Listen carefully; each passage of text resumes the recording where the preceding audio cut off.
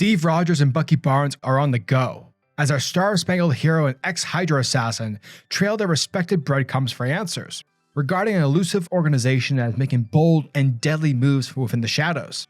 Will Steve and Bucky find what they are looking for, or are both heroes both in over their heads?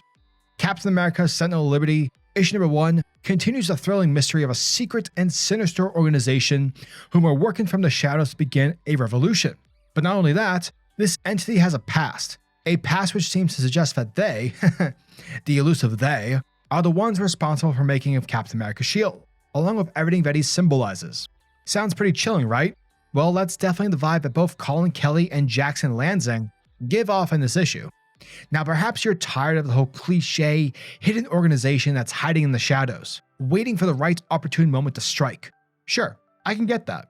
However, when it's done right, which it is, then how can you say no?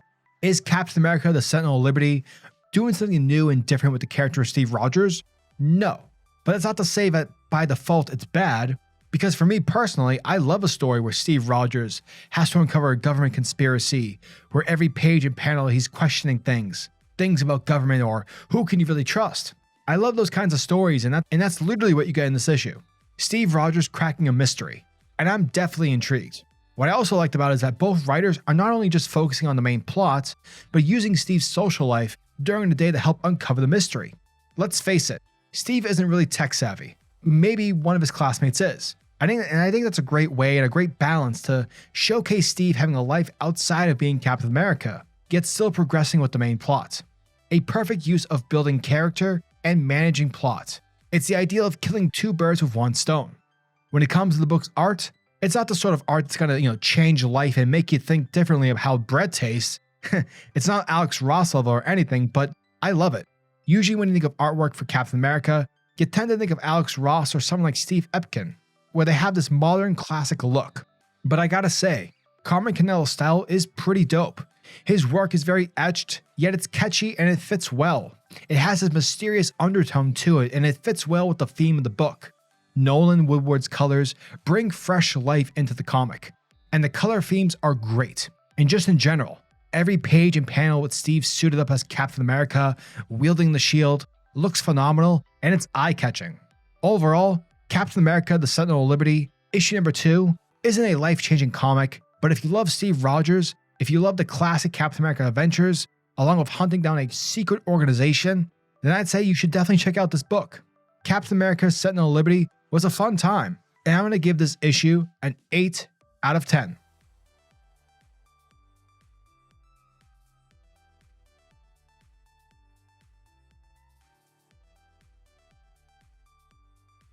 Our story starts off like any Captain America story should, with Steve jumping off the Statue of Liberty as he dives straight into the Hudson River, because as it turns out, Steve is currently on patrol, because ever since the last issue, after coming face to face with a mysterious enemy who revealed to Cap that his shield doesn't belong to him, rather it belongs to them, aka a secret organization, Steve hasn't been able to focus. He hasn't been able to forget about what happened on July 4th. Thereby, with the help from some of his friends in radio company, Cap and his friends are trying to solve the mystery via some code-breaking techniques. Whilst at the same time, Steve is giving us some random narration about how he's been trying to get in touch with Bucky for the past few days, following the events from the first issue. But so far, the Winter Soldier has yet to return his friend's calls. So yeah, basically Steve is at a loss. Bucky isn't talking to him, and he still doesn't know on what to make about this whole nefarious organization who's stalking their prey within the shadows, while planning to bring out a revolution in order to take control of the 21st century. However, the group's running theory about this code and its number stations is that it's sort of coming off like some board game, as if multiple players are using these numbered areas for their respective playing fields, and are risking various things in order to obtain total domination. Basically a game of chess. However, because the group is old and there's really not much else to go on, the group calls it a night, and with that Steve heads back to his apartment. The following day, we pick up with Steve, who's having a drink with some of his friends from art class, and seeing that he's a bit under the weather, one of his buddies asks if, what's the matter? Why the long face, son? And Steve basically gets into it, as he admits that he's sort of MIA at the moment, because of the attack that happened at the Hudson from the other week, back on his birthday. Steve tells him that it's bothering him, but more so the fact that because of the bomber, who turned out to be someone young, He was a young guy and he wasn't under his own control. He was being used, not to mention that he was likely someone's kid, who ended up twisted and out of shape. And before he died, he said something that shook Steve to his core. It's not your symbol, it's theirs. For he was talking about the shield, the symbol that Steve has been fighting for his entire life. And so to learn that everything you believed in was built on a lie, it's very heartbreaking. And he feels a little bit like his life has been a waste. However, it also makes Steve reflect more so on the shield itself. Like, who made it? Who created its design? Like, who is the person who thought that a metal frisbee would be the tool that would inspire America? But that's when one of Cap's buddies immediately pulls out his cell phone and Googles the questions. And with that, the information says that the shield was created by David Ojabi. Later on, we check in with Steve, training his next door neighbor on how to stand his ground at school and to properly fight back against his bullies. Lessons with a punching bag 101. And if there's anything you people need to know, it's the fact that Cap knows damn well on how to punch a punching bag. Now, once the kid is able to learn and demonstrate Steve's lesson, the two begin to have a conversation, which leads to the boy mentioning something about the Forge. And according to him, the Forge is some power station located in Germany. And the only reason why he knows this is because his mom's an electrician, and she's a mega nerd when it comes to that sort of stuff. But unbeknownst to the boy, he actually just solved the case for Cap, because back when Cap and Radio Company were trying to solve the numbered checkpoints, one of them was titled the Forge. And so with that, Cap has just been given a new lead to take on. Later on, we pick up with Steve Rogers riding his motorcycle through the woodland area of Germany, where the path he's riding on is leading him to his destination, that being the mysterious place known as the Forge. Now, as Cap begins to sneak into the Forge using acrobatic prowess, he eventually comes across a squad of soldiers who are about to kill a group of workers. And Cap obviously jumps into action because he is not about the whole killing of innocent civilians, despite if the mission depends on it. Also, in my personal opinion, these soldiers look a lot like the Purge Troopers from Star Wars. So yeah, the more you know. Now, during this fight, Cap is shown to be kicking ass and taking names. He's doing his thing. He's throwing his shield about and bashing bad guys in the face. However, one of these soldiers' helmets breaks, slimmer in the way of Darth Vader. And tattooed on the side of his head is the Hydra symbol. But wait, there's more.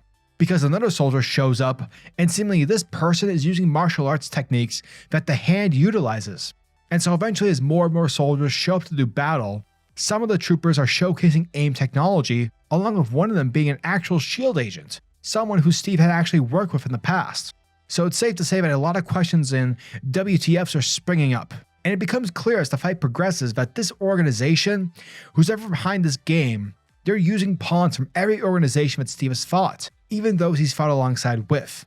All of a sudden, a giant shield, a replica of Cap's, begins to erupt from the ground. And this is where we get 5 panels, showcasing the players who are behind of what's happening. Now, we don't really know the context as to what's happening and what they're each voting for, but each and every one of them, the machine, the money, the power, love, and the revolution, they have all just voted yes for something. And so from there, a pod shoots out from beneath the shield, and it turns out that this is some sort of mech. And with that, the mech and Captain America clash. They fight for the shield. Meanwhile, over in the lovely country known as Madripoor, spoilers, it's not lovely, it's a piece of shit, we pick up with Bucky Barnes, who's all decked up as he walks down a flight of stairs and enters into a place called the High Rollers, which turns out to be a casino. So from there, Bucky makes his way in and he buys his way in a game of cards. Now, Bucky introduces himself, but the dealer tells him that whatever he's saying is completely irrelevant, since this table is for the wealthy and the discreet. But that's when Bucky tells the woman that he's only here because of her, because he wants to talk to her in the shadows, because that's where the real war is being fought.